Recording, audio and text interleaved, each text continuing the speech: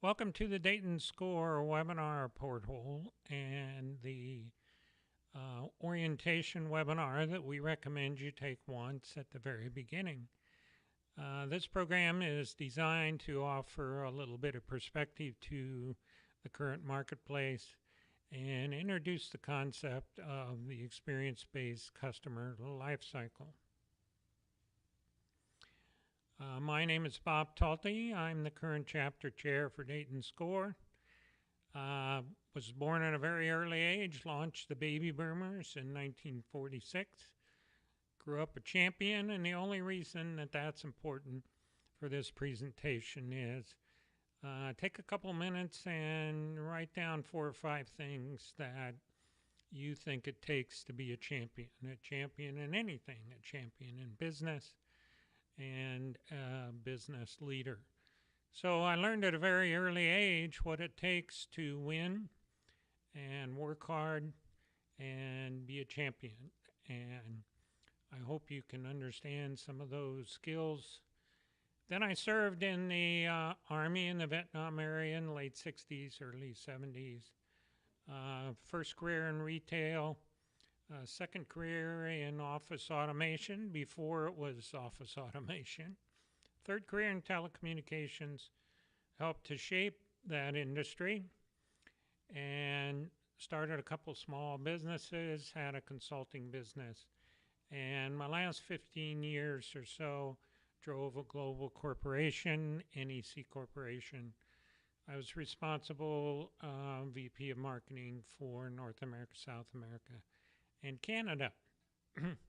And then the last several years, I did some time with an advertising agency and taught at college level marketing and did a little stint, if you will, in the pizza business, and then started SCORE about 5 years ago. So that's enough about me.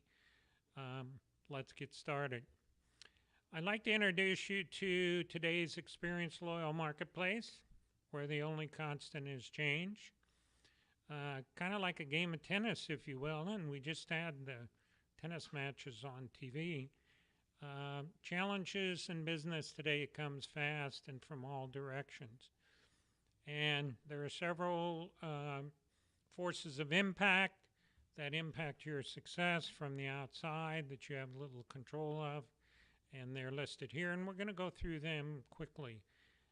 They create challenges, and if you're in a business in the startup mode, which would be 0 to 18 months, including the first year operation, you're dealing with problems that you need to solve to get started, needs that you are building blocks for the business, and opportunities you can leverage to speed the process or make the process better.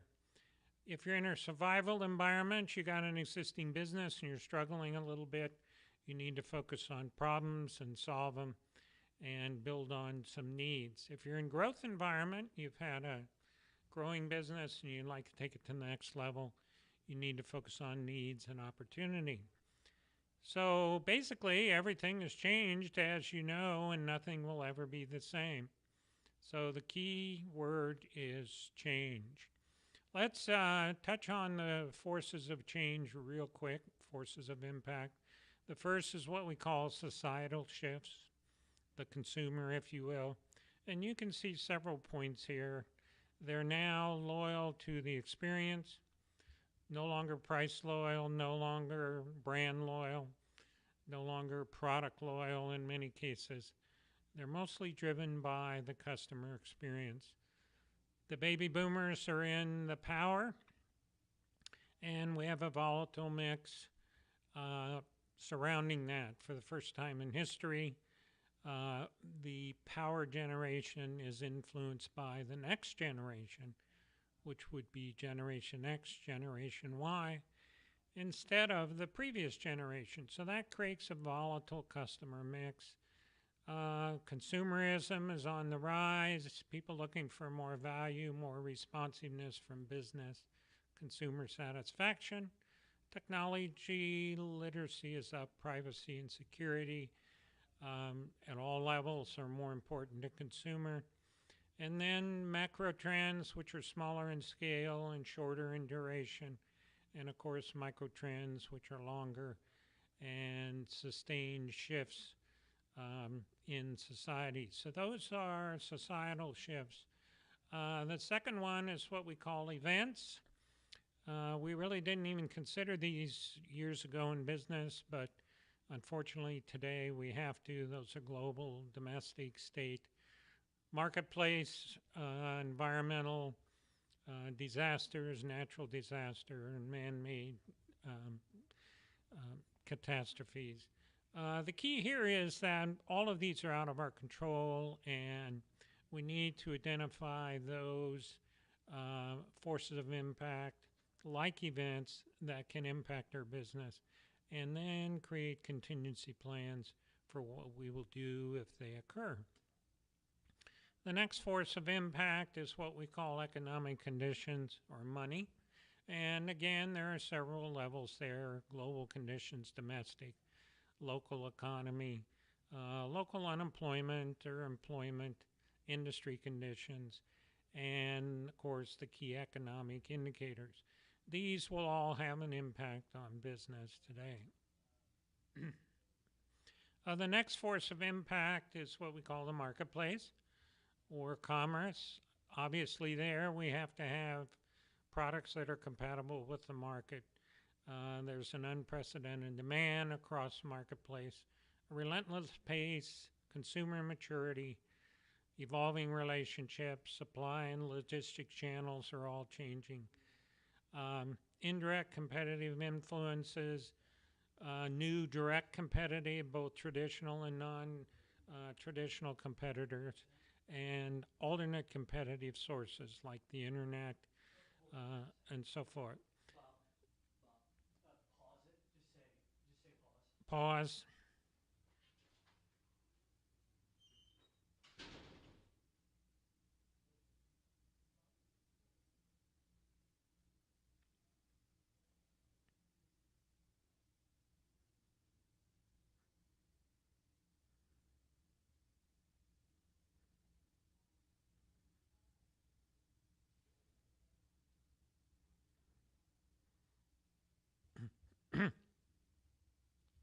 Continue.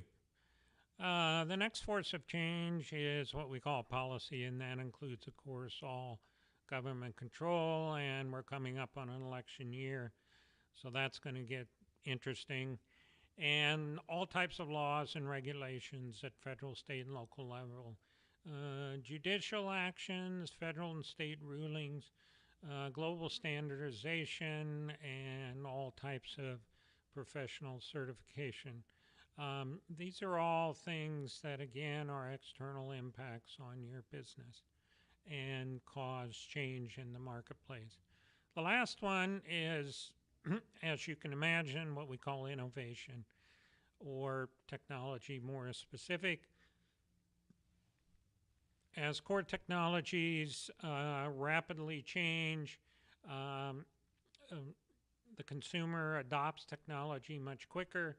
Technology has shorter life cycles. We need to be selling leading edge products that can be upgraded.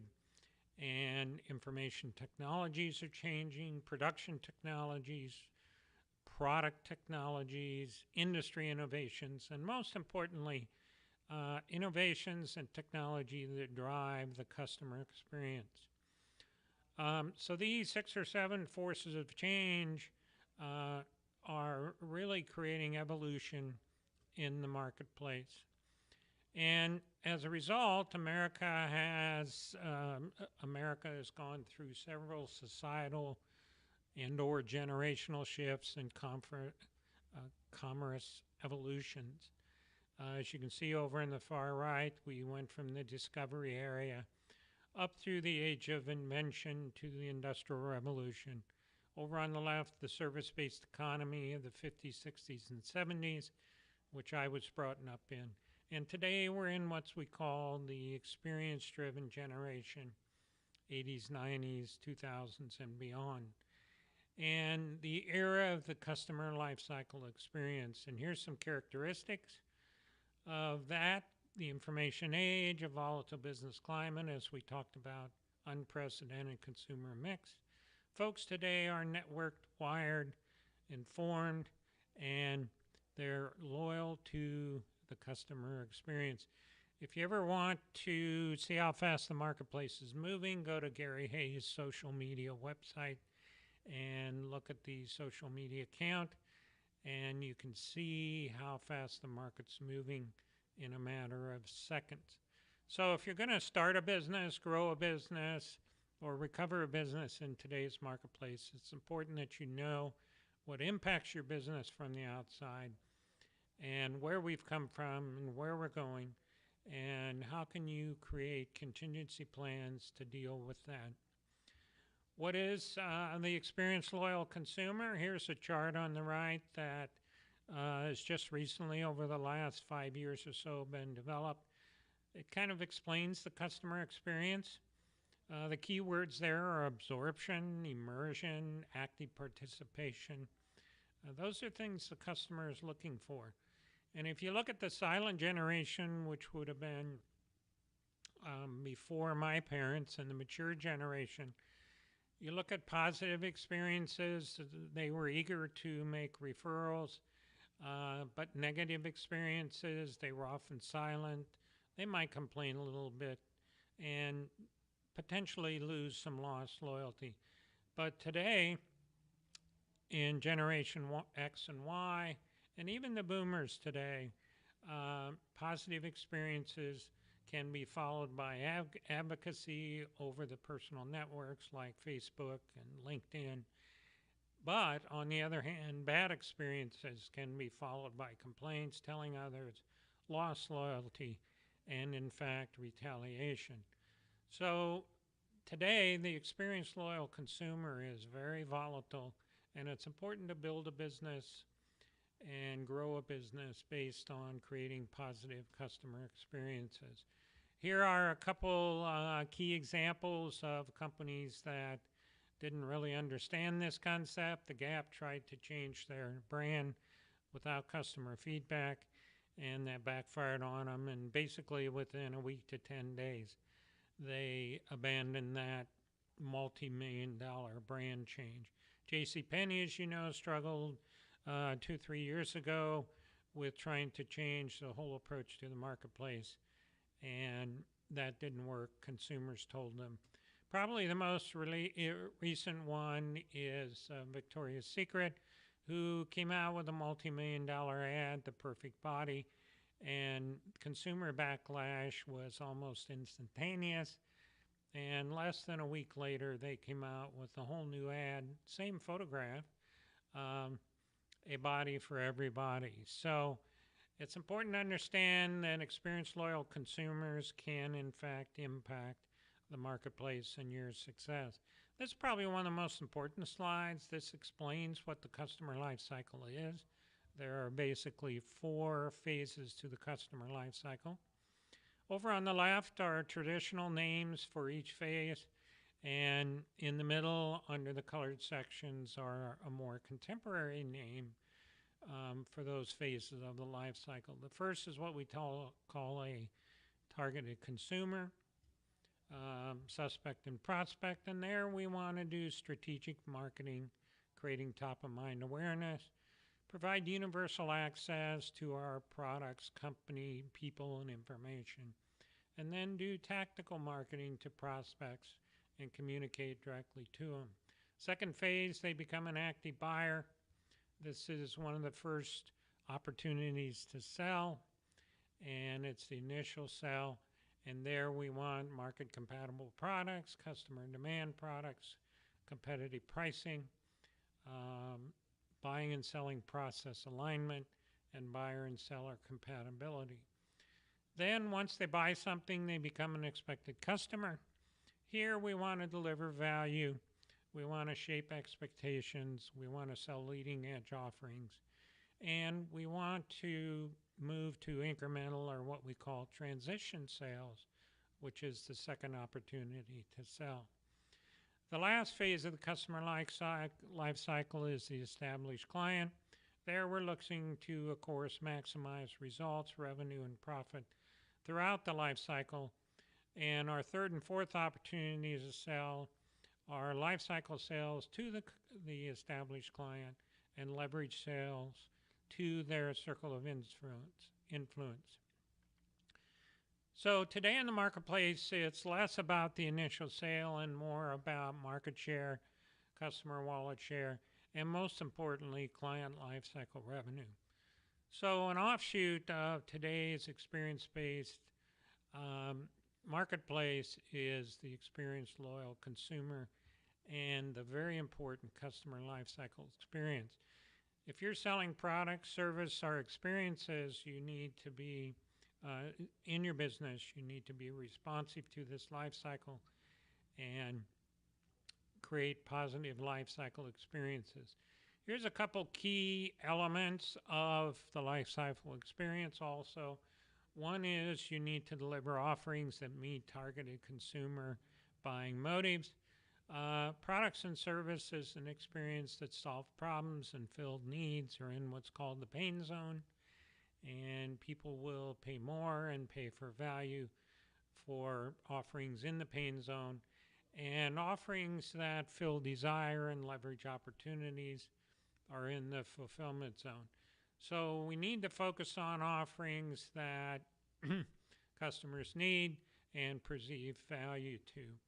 The second characteristic of today's experienced loyal consumer is the adoption cycle. Here you see a graph of the adoption cycle about 20 years ago, where early adapters and innovators were a small percentage, and early and late majority were the largest. In other words, people adopted technology and new products and innovation for different reasons. Early adapters and innovators adopted technology to get a competitive edge. Majority adopted technology to compete, and laggards only adopted technology for survival.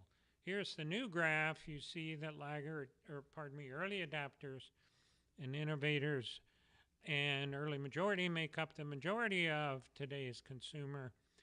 And we want to sell offerings that are on the leading edge and are targeted at this phase or this element of the consumer. And you see laggards are less than 5% and really fall off the chart at this point.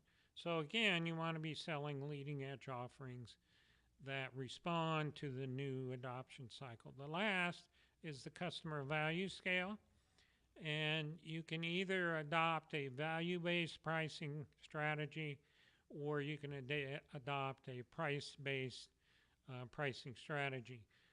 Extensive surveys over years have identified that we have value buyers, so you want to sell value. We have value shoppers, you want to be able to demonstrate that value.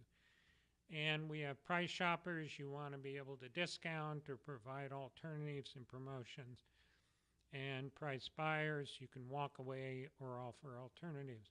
The core strategy here is to offer value pricing. Then you control the process and you don't leave money and buyers on the table. So the bottom line here is you want to deliver value and meet customer expectation at each phase of the life cycle and create positive customer experiences through customer-focused systems, processes, and people. Here's just a recent chart that we got off the website, which really kind of sums that up and explains what the impact of the customer experience is. You see in the middle of the page, did an online experience influence whether or not you purchase a product? 97% of the respondents said yes. Just to the right of that, has an online experience ever changed your opinion about a brand or product? And again, the respondents was 65%. At the bottom, are you more likely to tell your friends when you have a positive experience? 58%. Consider purchasing again, 73%. These are all indications, statistics that support that the customer lifecycle experience is very important today. So let's move on quickly and kind of wind down. How do you select your seminar? The 3 simple steps, or your webinar, pardon me. Um, retake on that, take number 2. Let's move on and focus on how you select the webinar that's best for you. The webinar selection process is 3 simple steps. First, you evaluate your current educational needs by reviewing your current situation, startup growth recovery, and identifying your highest priority challenges. We'll look at that in a second. Then select the webinar that best meets your needs. And step 3, apply what you've learned. Let's look at each of those quickly.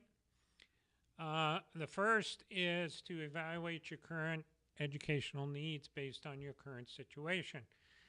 Years ago, we used to determine what your current situation was based on this scale. As you see, we had initial growth, we had stability and maturity. These were benchmarks we used 20, 30 years ago to determine your current situation. Today, we basically only have 3. Excuse me. You are in startup and launch, getting some initial traction, as we mentioned. That's 0 to 18 months, including the first year of operation. You're either on the offense, you have a company that is doing well and you want to grow it and expand it and take it to the next level. Or by default in today's marketplace, if you're not shaping the market, you're being shaped and you're in defense and you're declining in survival and you need to stabilize the business and recover it. So based on this chart, you need to determine what is your current situation before you select a webinar.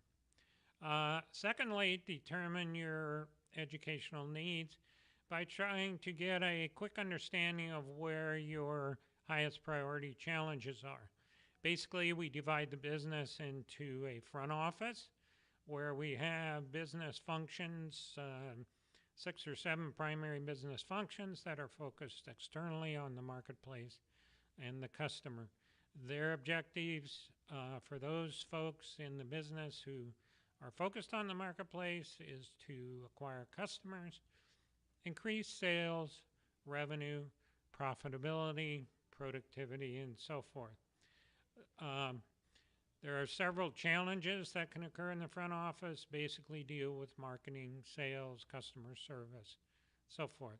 Then we have the back office of the business where you have challenges that deal with human resources, finance, administration, production, operations, finance, and so forth. And the objectives for those business functions are to cut costs, reduce costs, control costs, increase productivity, and overall office efficiency. So the second element to evaluate your educational needs is to determine where your highest priority challenges are. And many of the webinars and live workshops that SCORE holds has forms and surveys and assessments that can help you do that. Then we move to step number 2. You simply pick the best webinar that meets your current situation and addresses your highest priority challenges. Step number 3, you apply what you've learned by connecting with Dayton SCORE through our free counseling services, our sponsored coaching services, our webinars, additional online workshops, fee-based programs, our alternative educational experiences such as business contests, and so forth. Our business resource library, our professional services, and of course our network with other SCORE offices, national SCORE, and individual counselor networks. So a 3-step operation for selecting your webinar, and select the one you like the best and get started, and we thank you very much.